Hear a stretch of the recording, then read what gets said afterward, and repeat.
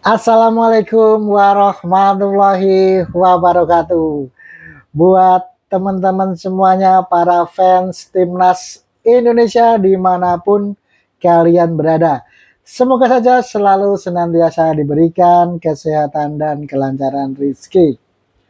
Namun sebelum itu, jangan lupa untuk diklik tombol subscribe supaya kalian tidak ketinggalan jika ada video terbaru dari kami. Nah, ada kabar gembira untuk para pecinta Timnas Indonesia. Jika ini segera terrealisasi, kita akan mendapatkan amunisi baru untuk tim nasional Indonesia yang kabarnya saat ini sedang berproses untuk dinaturalisasi, yaitu Dean Zandbergen, berposisi sebagai seorang penyerang tengah ataupun attacking midfielder atau gelandang serang. Dan jika ini benar-benar terwujud, ini tentu akan jadi tambahan amunisi yang sangat berharga untuk tim asuhan John Hartman. Pasalnya, Dean Zandbergen ini punya statistik yang cukup mentereng di Liga Belanda Divisi 2 ya, yaitu di klub Velno.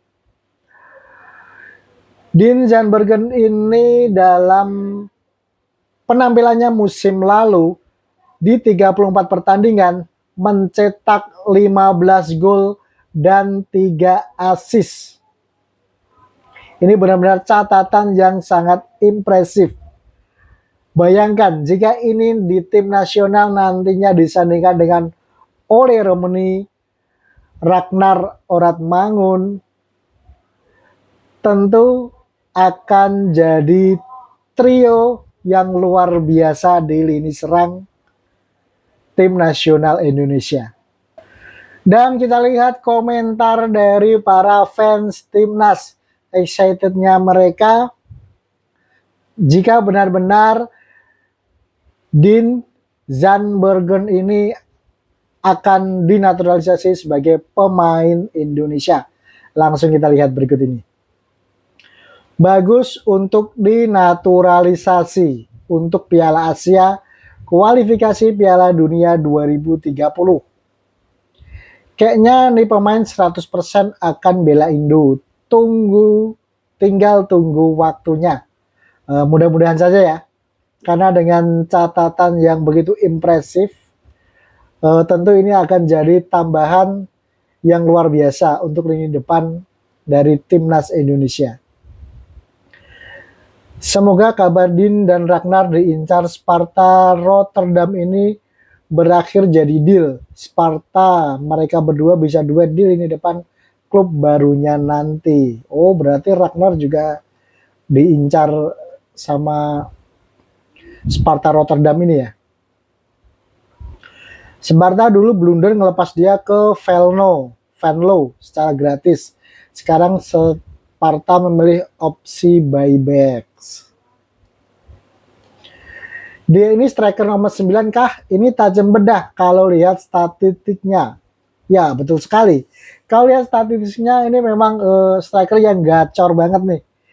Dan apa itu istilahnya seorang finisher sejati lah. Seperti Ole. Kalau Ole kan memang posisi aslinya agak melebar ya. Dia penyerang sayap. Cuma kalau Dean ini, dia ini lebih ke target man dan gelandang serang. Jadi jika nanti beneran dinaturalisasi, mudah-mudahan ya, bisa ada Ragnar di kanan, Dean di tengah, dan Ole mungkin agak melebar ke kiri ya. Dan ini tentu duet lini depan yang kita impikan lah. Udah kelihatan bakatnya, sayangnya PSSI lambat. Dia lebih agresif dalam cari posisi saat menyerang sama seperti Ole. Nah kan, kalau ada opsi tentunya pelatih John Hartman akan lebih leluasa untuk meracik strategi yang akan diterapkan untuk timnas Indonesia. Karena selama ini kita terlalu bertumpu pada Ole. Jika Ole absen, cedera atau apa, tentu lini depan kita akan mengalami kesusahan. Dengan adanya tambahan striker yang punya statistik mentereng seperti ini, tentu ini akan jadi sebuah tambahan kekuatan yang luar biasa.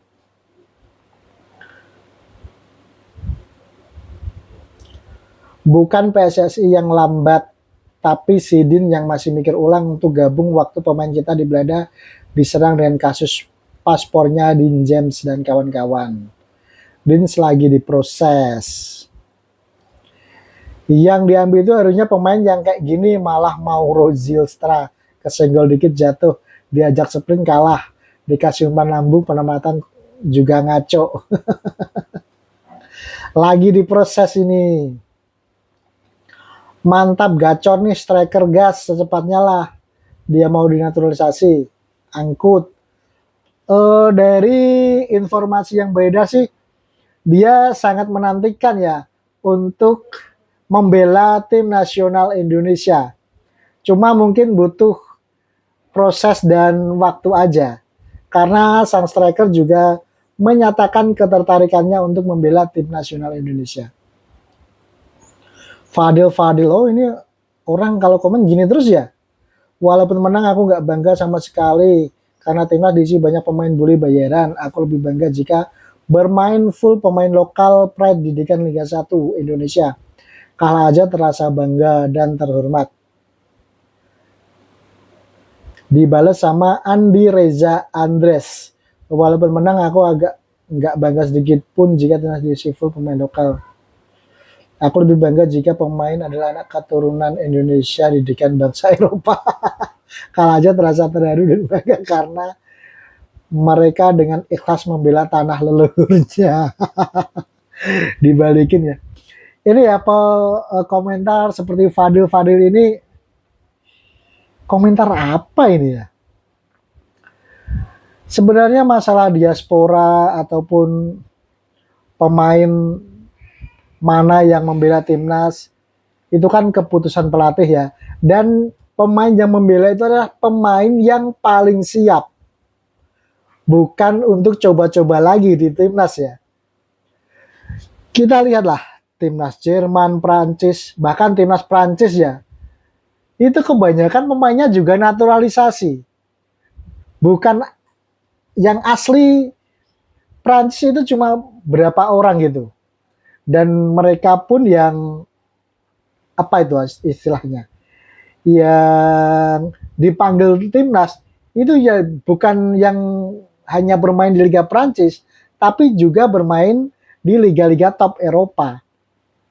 Karena mereka itu mengambil standar pemain yang dipanggil untuk timnas, yang masuk starting line up itu adalah pemain yang paling siap untuk mengeksekusi arahan-arahan dari pelatih. Jadi baik lokal ataupun naturalisasi yang bermain di Eropa, yang dipanggil oleh Coach John Herman itu adalah yang paling siap. Kita bukan waktunya lagi lah membanding-bandingkan ini pemain asli liga lokal atau pemain abroad, pemain naturalisasi.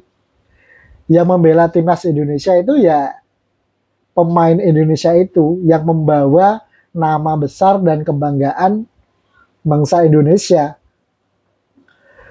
Dan lagian ya, entah lokal ataupun yang bermain di Eropa, jika itu mempunyai kemampuan dan bisa menunjukkan kualitasnya, juga pasti akan dipilih oleh pelatih kok. Kemarin di 2 pertandingan FIFA Matchday, ada Donitri dan juga pemain Persija siapa itu yang back, kapten Persija Rizky Ridho, itu kan bermain terus ya di 2 pertandingan karena mereka siap dan mereka punya kualitas. Jadi bukan masalah lokal ataupun naturalisasi, tetapi pemain yang bisa menunjukkan kualitasnya yang akan dipilih oleh pelatih. Nah, kira-kira gimana teman-teman? Pendapat kalian terkait dengan Indonesia yang kemungkinan akan mendapatkan tambahan amunisi seorang penyerang, Dean Zandbergen. Setuju nggak kalian? Silahkan tuliskan opinimu di kolom komentar yang tersedia. Terima kasih, sampai berjumpa lagi di video berikutnya.